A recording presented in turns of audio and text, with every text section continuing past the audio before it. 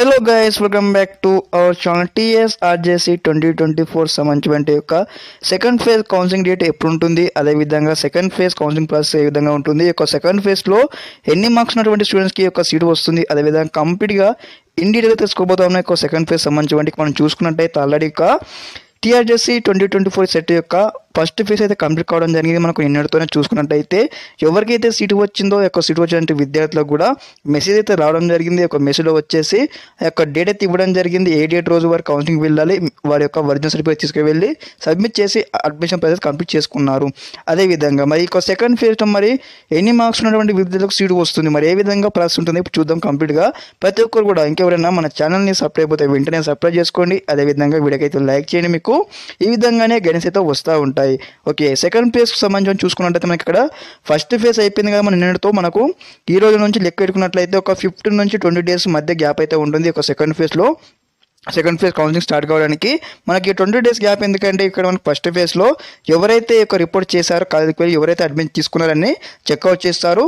కొంతమందికి సీటు వచ్చినవి వెళ్ళకుండా వారైతే అడ్మిషన్ తీసుకోరు కదా, అటువంటి ఏవైతే సీట్స్ మిగిలిపోయి ఉంటాయి కదా, ఆ యొక్క సీట్స్ అనేవి కూడా మనకు సెకండ్ ఫేజ్లో కౌన్సిలింగ్ అయితే కండక్ట్ చేయడం జరుగుతుంది. ఫర్ ఎగ్జాంపుల్ మరి అందరికి సీటు వస్తుందా, ఇప్పుడైనా ఎక్కువ సెకండ్ ఫేజ్లో వస్తుందా, థర్డ్ ఫేజ్లో వస్తుందా అని చాలా మనకు డౌట్ అయితే ఉండడం జరిగింది. కంప్లీట్ మనకు క్లారిఫికేషన్ చేసుకుందాం వీడియోలో వచ్చేసి కూడా.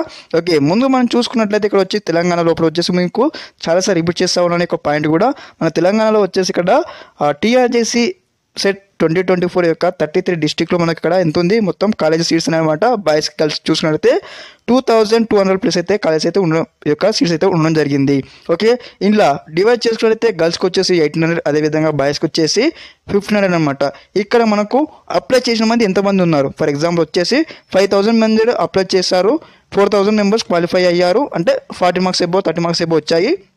అదేవిధంగా ఇక 4000 మెంబర్స్లో 3000 మెంబర్స్కి ఇక్కడ 100+ మార్క్స్ వచ్చాయి. ఓకే, ఇక్కడ ఎవరికైతే 100+ మార్క్స్ వచ్చాయి కదా ఆ స్టూడెంట్స్కి అయితే సీట్ అయితే రావడానికి ఉంటుంది. ఒక ఫస్ట్ ఫేజ్ కావచ్చు, సెకండ్ ఫేజ్ కావచ్చు, థర్డ్ ఫేజ్ కావచ్చు. ఇన్ కేస్ ఏ విధంగా అంటే ఎవరైతే మాకు సీటు వద్దని ఇచ్చిపెట్టుకుంటారు కదా ఆ యొక్క సీట్స్ అనేటివి కూడా కౌన్సిలింగ్ రాకపోతే థర్డ్ ఫేజ్ కండక్ట్ చేసి కొంచెం అంటే లైక్ 80 కానీ 90 కానీ మార్క్స్ ఉన్నటువంటి విద్యార్థులకు కూడా ఇచ్చే అవకాశం ఉంటుంది. మనం లాస్ట్ ఇయర్ 2023లో చూసుకున్నట్లయితే ఎవరికైతే ఇక్కడ 110+ కానీ 100+ మార్క్స్ వచ్చిన విద్యార్థులు కావచ్చు ఇక్కడ సీట్ అయితే కల్పించడం జరిగింది.